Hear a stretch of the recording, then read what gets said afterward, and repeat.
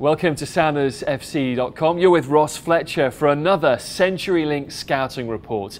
This time the Sounders are on the road for the second game of the season against Real Salt Lake.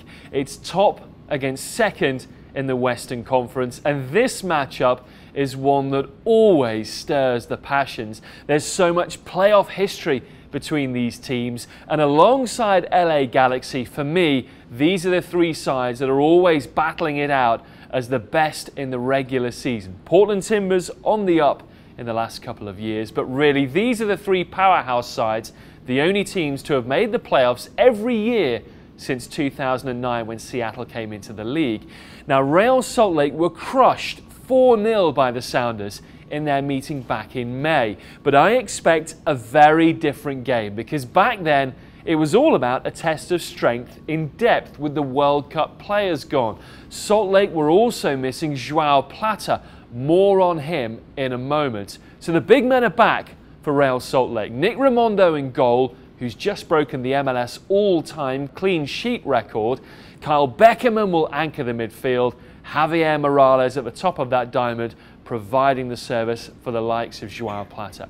RSL come in 2 points behind the Sounders, having played 2 games more, but they're a hugely stiff task at Rio Tinto Stadium. They've only lost 1 of their 13 games there, and they've beaten the Sounders in their previous 2 matches there last year. So the big guns are back for Salt Lake, but for me, it's all about their pace and their goal-scoring ability up front. I mentioned Joao Plata. Alongside him, the other pacey options are Robbie Findlay and Olmes Garcia. Head coach Jeff Cassar really has mixed and matched up front this season. Some of that has come down to injury problems. Alvaro Saborio is still out, and he is the main guy. It is a big miss for Real Salt Lake. There have also been injuries to Robbie Findlay, but this for me is where Joao Plata has really stepped up. He's having a career best season. 10 goals already. One of the reasons he's in double figures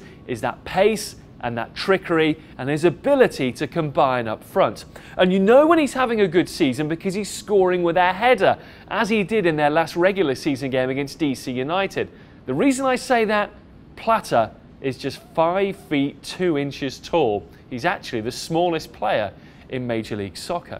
Another reason why he's been able to be so good is the guy behind him, Javier Morales, the evergreen Argentine, has 6 goals this year, but just as importantly, 9 assists. He knows how to pull the strings from the top of that midfield diamond. Plata's been in great form, 4 goals in his last 6 games, and RSL will try and use that pace to unlock the Sounders' back line. At the back for RSL, their 2 fullbacks are back after suspension. Chris Wingert on the left and Tony Beltran on the right. So save for Alvaro Saborio, who's injured, it's pretty much a first choice RSL 11. They're 6-1-5 coming in at home. I think they'll be as tough a test as LA Galaxy were for the Sounders a couple of weeks ago. If you want to watch the game, it's an early start this Saturday. 11:30 is slated for kickoff. It's on NBC Sports Network with John Strong. Myself and Casey Keller will have the radio call on 97.3 Cairo FM. Salt Lake and the Sounders, the second of 3 meetings this season. Maybe there'll be more in the playoffs. Look out for that. I'm Ross Fletcher, and that's your CenturyLink Scouting Report here on SoundersFC.com.